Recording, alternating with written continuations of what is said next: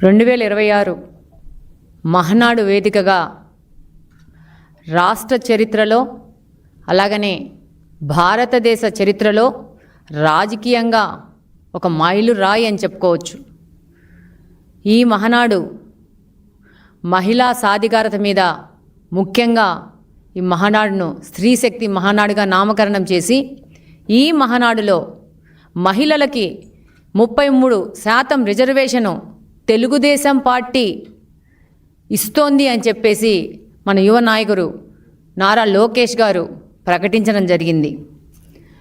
మాటల్లో చెప్పడం కాకుండా చేతల్లో ఈ యొక్క రిజర్వేషన్ను మహిళలు కల్పిస్తున్నాము, మహిళా సాధికారత అనేది తెలుగుదేశం పార్టీ జీన్స్లో ఉందని చెప్పేసి ఈసారి మహనాడు ప్రస్ఫుటంగా రాష్ట్ర ప్రజలకు తెలియజేసింది. మహిళా రిజర్వేషన్లు అంటే మహిళలకు ప్రాధాన్యం పేపర్లు ప్రకటనలకే కాకుండా అది రూపుదాల్చే విధంగా ఈసారి మహనాడుని తెలుగుదేశం పార్టీ చారిత్రాత్మకం చేసింది.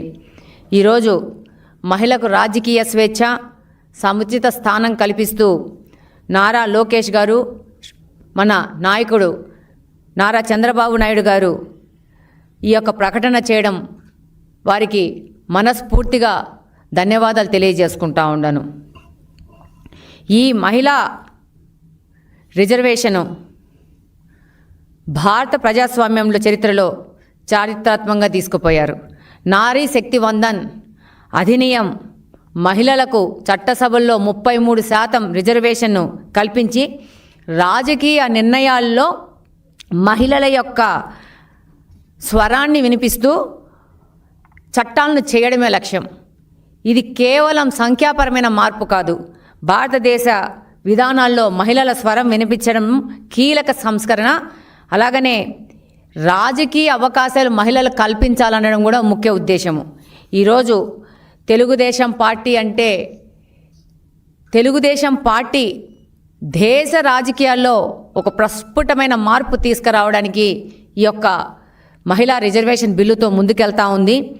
మన అన్న స్వర్గీయ నందమూరి తారక రామారావు గారు మహిళ అంటే ఒక శక్తి అని నమ్మిన మొదటి వ్యక్తి.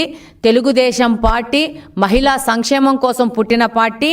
అలాగనే మహిళలను విద్య ఉద్యోగ అవకాశాలతో పాటు రాజకీయ అవకాశాలు కూడా మహిళలు కల్పించాలని చెప్పేసి వాళ్ళకి స్వేచ్ఛాపరమైన నిర్ణయాలు ఇవ్వడము, వారికి గౌరవం ఇవ్వడము, వాళ్ళకి భద్రత ఇవ్వడం అనే ఒక స్లోగన్తో పుట్టిన పార్టీ తెలుగుదేశం పార్టీ.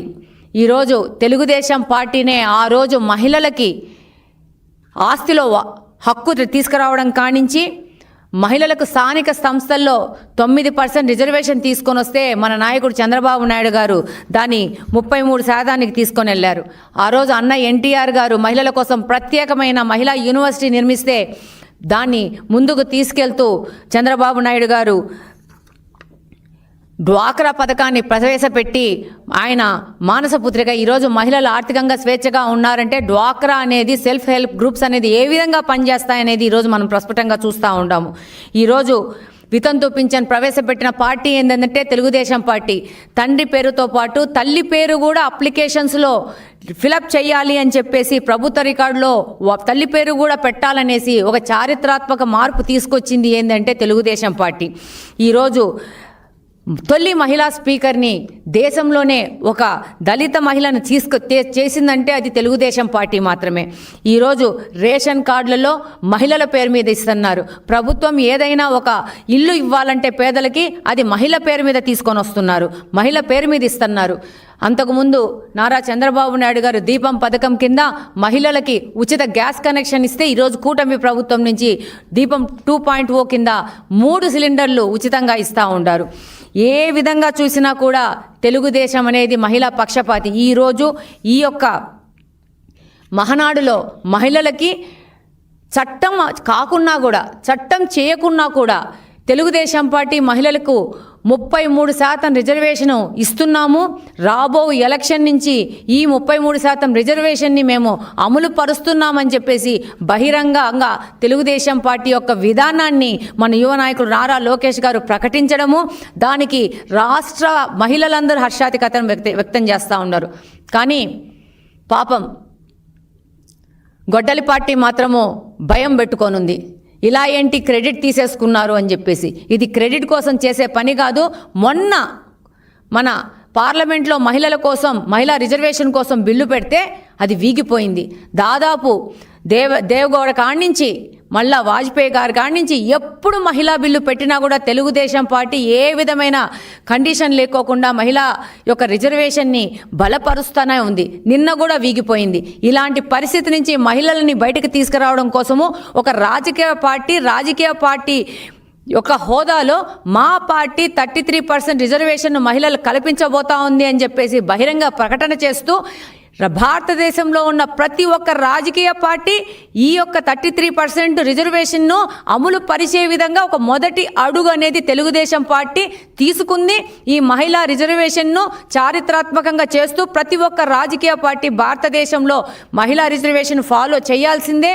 రేపు 2029 ఎలక్షన్లో అది చట్టమైనా కాకున్నా కూడా మహిళలకు 33% రాజకీయ రిజర్వేషన్ కల్పించబడుతోంది.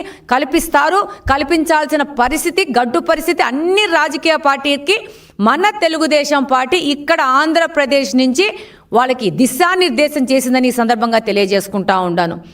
ఈరోజు చూస్తే మొన్న పార్లమెంట్లో ఈ బిల్లు పెడితే మమ్మల్ని అందరినీ ఆంధ్రప్రదేశ్ నుంచి దాదాపు 20 మంది సభ్యులం మేము గెలిస్తే మమ్మల్ని అందరినీ పంపించింది పార్లమెంటుకి సపోర్టు. తెలుగుదేశం పార్టీ మహిళా బిల్లుకు సపోర్ట్ చేస్తూ ఉంది అని చెప్పేసి. దురదృష్టవశాత్తు భారతదేశంలో ఉన్న కొన్ని పార్టీల వల్ల ఈ యొక్క బిల్లు వీగిపోవడము, ఎంతోమంది మహిళలు దీని మీద డిసప్పాయింట్ అవ్వడం చూసి మా నాయకులు చంద్రబాబు నాయుడు గారు ఈ యొక్క మహానాడు వేదికను ఇది ఒక మెసేజ్ ఇచ్చే విధంగా తీసుకుపోతూ ఉంటారు. గొడ్డల పార్టీలోని నాయకులు ఈరోజు వాళ్ళు ఎగ్జిస్టింగ్ క్రైసిస్లో ఉన్నారు.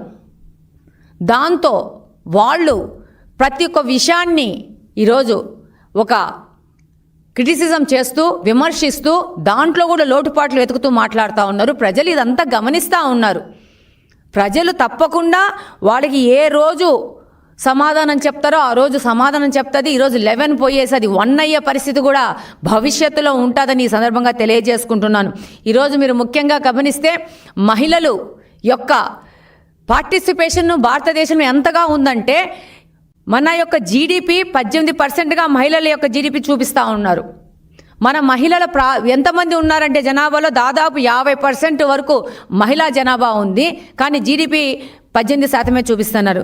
దీనికి కారణము అన్ఆర్గనైజ్డ్ సెక్టార్లో మహిళలు పనిచేయడము, కుటుంబ పరమైన వ్యవసాయం కానీ, అగ్రికల్చర్ సెక్టార్లో కానీ, అలాగనే పాడి పరిశ్రమలో కానీ, కుటుంబ వ్యాపారాల్లో కానీ, అలాగనే అన్పెయిడ్ రంగాలలో మహిళలు చేసే యొక్క పనికి పేమెంట్ కూడా లేని పరిస్థితిలో మన భారతదేశంలో మహిళలు పనిచేస్తూ ఉన్నారు. ఇదంతా మనం క్యాలిక్యులేట్ చేస్తే దాదాపు ఈ పార్టిసిపేషన్ అనేది 90% దాటే పరిస్థితి ఉంది. మన జీడిపి కూడా దాదాపు 30%కి పెరిగే అవకాశం ఉంది.